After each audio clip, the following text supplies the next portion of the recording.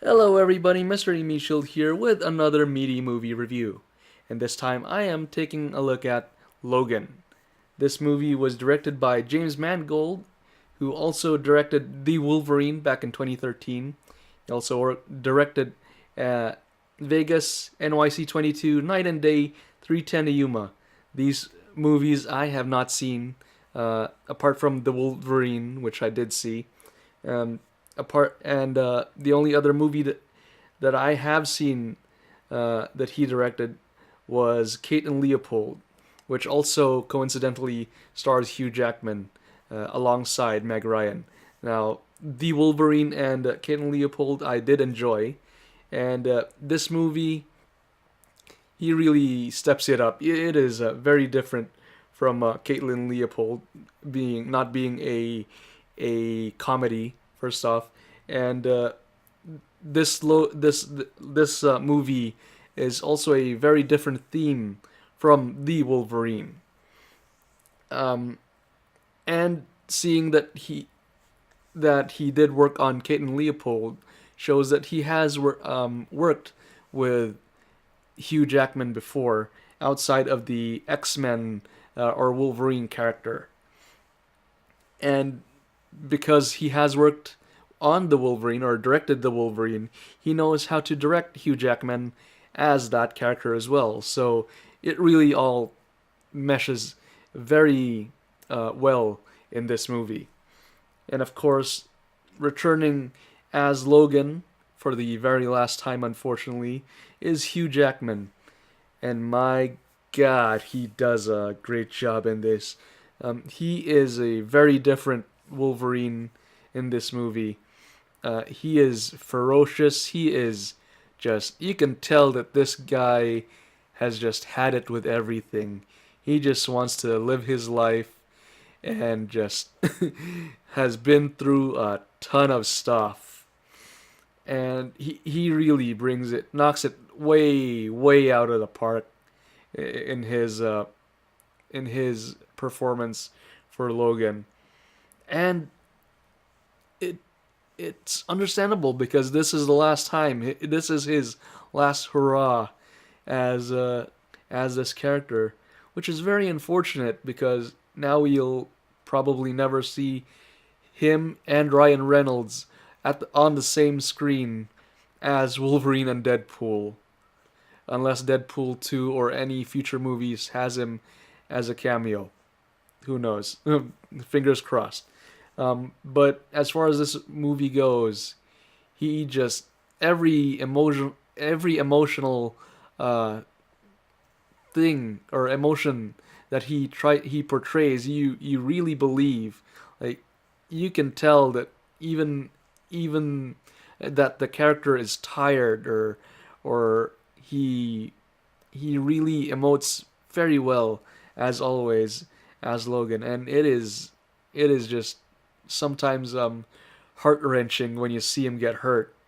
And oh man, does he get hurt in this movie? It is crazy. Uh, Also in this, of course, is Patrick Stewart as Charles Xavier, who, according to the movie, is 90 years old in this, so not that old. Um, and despite but despite being 90, he still maintains most of his faculties, though he does go senile and off the rails for most part. Um, I just contradicted myself, and sorry about that. Um, but he's also having a bit of trouble controlling his powers now. In fact, the movie mentions it that he has lost control uh, a few times already. And Patrick Stewart, again, very different Professor X from what we've seen before. Also, very good performance from him. And then we also have the new character of X-23 or Laura. They don't really say the full name of Laura Kinney, which is her name in the comic book. They just say Laura, or and X-23 they don't say verbally. But there was a piece of paper that showed that she is X-23, and she is played by Daphne Keane. I have never seen this actress before. She is, of course, a child actress, and for the most part, for the most of the movie, she doesn't really talk. And when she does, it's mostly in Spanish with a few parts of it in English. Um, as far as acting goes, she does all right. I have no complaints about her. But I will say though, her her stunt double or her stunt actress, incredible job. Those uh, I I don't know what age her stunt double is, but if it's I highly doubt it's someone of that age. But it's a really good performance from that stunt actress or stunt double as well. And then we have Boyd Holbrook, who plays Donald Pierce. Now, this is another actor who has been in a few other things, which I have not seen myself. He was also in the Cardboard Boxer, Narcos, which is on Netflix. I personally haven't seen that series, but my brother has, and he says it's good. So I don't really know his character there. According to IMDb, it says he's Steve Murphy. He's also in Boomtown, Jane Got a Gun, Run All Night, Gone Girl. He's Jeff in Gone Girl. Again, I haven't really seen him in anything else. This is pretty much the first time I've seen his work, and he's an okay actor, I guess. He mostly just talks. You can pretty much tell he's a bad guy. Uh, uh, I he held a gun a few times. I didn't even really see him fire it at all. So as far as action goes, I didn't really see him do much even then. If he fired his weapon at all, it was probably once or twice. Oh wait, yeah, he does do something at the end of the movie that is weapon related, but as far as like physical punching, kicking, and that kind of stuff, I didn't really see much of that. But as far as his acting goes, yeah, you will definitely see the kind of character he is. Like you can really, he is really going for that sort of not exactly sleazy, but a guy you can just really don't want to get along with or won't get along with. Um, Another villain here is Dr. Rice, who is played by Richard E. Grant. And the only other thing I've seen him in is the when he was in Doctor Who. He was in the Snowman episode, as well as two other episodes in that season. In this, he doesn't really do much at all. Like, he's not in it for a lot. He's only in a few scenes. Some of them are in a little video on the phone. And in this, he does an okay job as well. Lastly, with the characters, there's also Stephen Merchant as Caliban. This character is also with Wolverine, initially helping him take care of Professor X while he's doing his day job. And you can see this character is also not doing very well. In this movie, he is an albino and can't be in the sun, in direct sunlight, because it would burn him. I believe in the comics he is a Morlock, so I'm not sure if being in the sun would hurt him at all. But that's how his character is in this movie. Stephen Merchant does a very fine job as Caliban in this, just like he did in Portal 2 as Wheatley. Now, as for the plot of this movie, it is based on the graphic novel called Old Man Logan. Now, in that comic, Wolverine is pretty much an old person, uh, and I think he is the last mutant or the last X-Man at least, because everyone else is dead by at that point. So in that comic, there is no Professor X or X-23.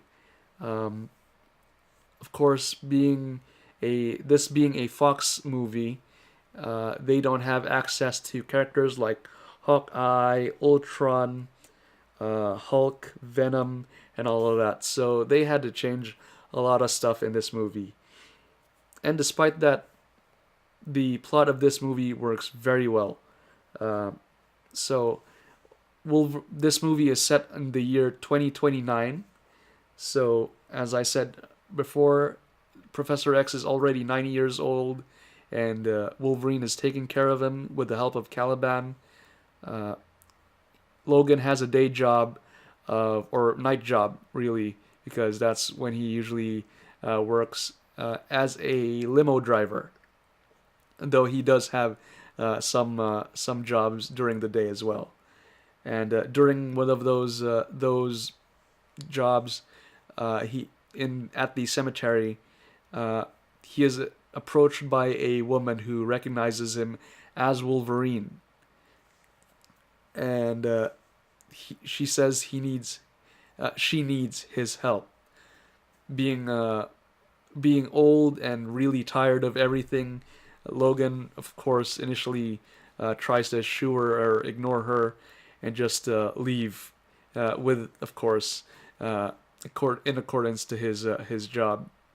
And eventually, this lady actually hires him as a limo driver to take them somewhere, and that's where it all goes to heck, because this lady is actually asking Logan to help her bring X-23 or Laura to North Dakota,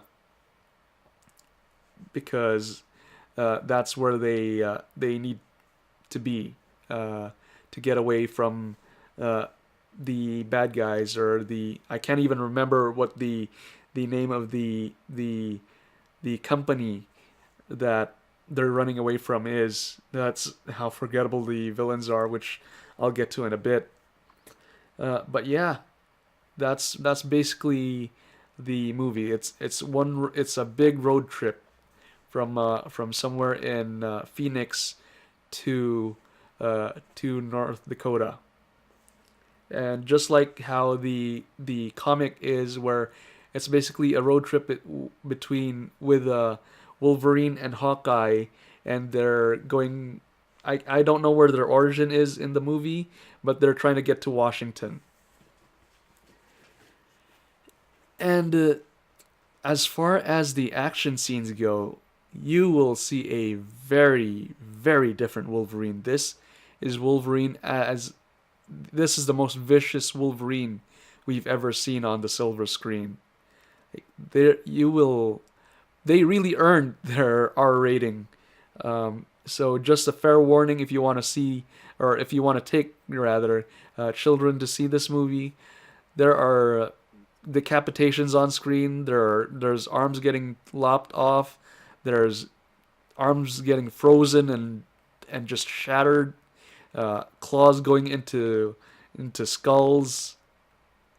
All sorts of violence. In fact, I believe Hugh Jackman, before they started working on this movie, asked the fans via Twitter what they wanted to see in this movie, and the unanimous answer was Berserker Rage. And by God, do they get Berserker Rage. And not just from Logan either. X-23, Laura Kinney,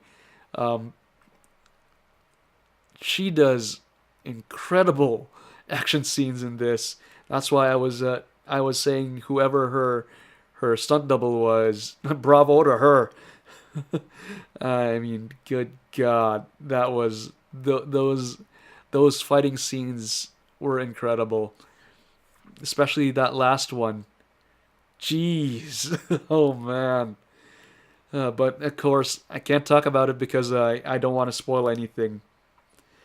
Uh, but yeah, so unlike how the comics has Wolverine and Hawkeye going to Washington, this is Wolverine or Logan with Professor X and X-23 or Laura going to North Dakota, and of course, bad guys in tow trying to stop them from getting there because they want X-23 back. And that's basically the strong points of the movie. The actors' performances, the action scenes, which really really have to be seen. It's just incredible, especially the man, that last fight that Logan has, and I can't say with who. That's what's killing me. Um, it's just, oh God, oh man. Uh, but anyway, I don't believe that I went into how old or or there actually rather let me correct myself. Um, like I said in the comics, Wolverine hasn't taken out his claws in a long time. In this, he has no problem doing that. In fact, I believe in the comics, I'm not entirely sure because I have not personally read Old Man Logan. I've only seen the comic pop video of their back issues for it. Uh, I believe Wolverine only takes out his claws sometime at the end of that graphic novel, and in this, he takes them out quite a bit. Especially even in the beginning of the movie, he already takes them out, and they don't because it's not exactly as I said, it's not exactly because of his old age. They don't come out all the way or as fast even as they used to. I would have to say that this movie is weakest with its villains. Both Donald Pierce and Dr. Rice are pretty forgettable. In fact, if I wasn't looking at the IMDb page, I probably we wouldn't even remember their names. I can't even remember the name of the company that they're working for. uh, it's just they're just completely one-sided, like one dimensional rather. All they want is to get X-23, and Dr. Rice just wants to uh, apparently create the perfect biological weapon or humanoid weapon. Um, and even the Reavers, in the comics, the Reavers are these cyborgs, right? They got mechanical limbs and different robot parts. Like some of them have human upper bodies and then like tank treads for legs. Some of them have like augmented eyes and stuff. In this movie, all they're it's all just arms. uh, like show a friggin' robot leg or something like that. Come on, you don't have to go all crazy. I mean, it's all robot arms with these Reavers. And I mean, it's the future. They said it. They set this movie in the year 2099. I mean 2029 rather. And there's even a scene where they have trucks that are pretty much self-driving. Like these trucks are just pretty much just trailers, and they can't. All the cybernetics are just arms. But anyway, despite the weakness in the move in this film's villains, the positives just outweigh it so much. Especially Hugh Jackman's performance, which is why it's so sad to see him go as this character. Like if he doesn't show up in as a cameo in Deadpool, oh man, it's just sad.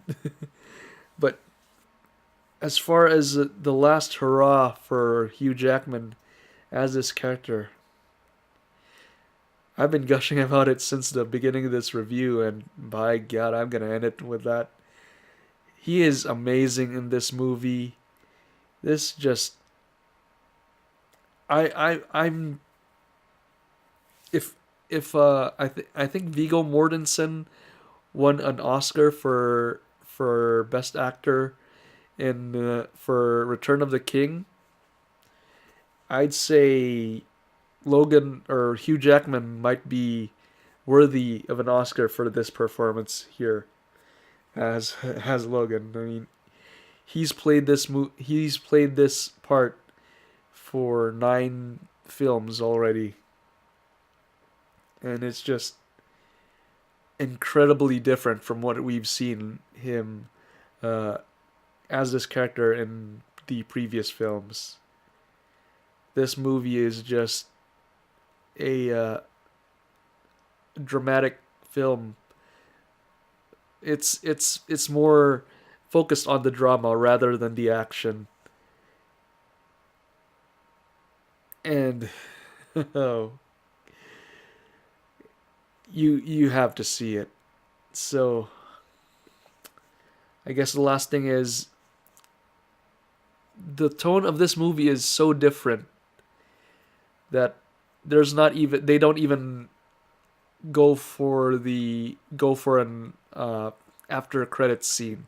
Like there is absolutely no after credits scene for this movie because it doesn't need one. Like what would they show? They there is no after credits scene in this movie. I will say though there is something before this movie starts. So I guess instead of an after credit scene, they have a pre-film scene. So yeah, that's about it. I really enjoyed this movie, and let me know in the comments if you've seen this movie, what you thought about it, if this review helped you make your decision whether to go see it or not. And I hope you enjoyed this video. My name is Mr. Meatshield. I will see you next time. Thank you very much for watching the video all the way through. And remember to click that like button and subscribe to the channel. I can also be found on Facebook, Twitter, Twitch, and Vidme. The links are on the screen right now. Again, thank you very much for watching, and I will see you next time.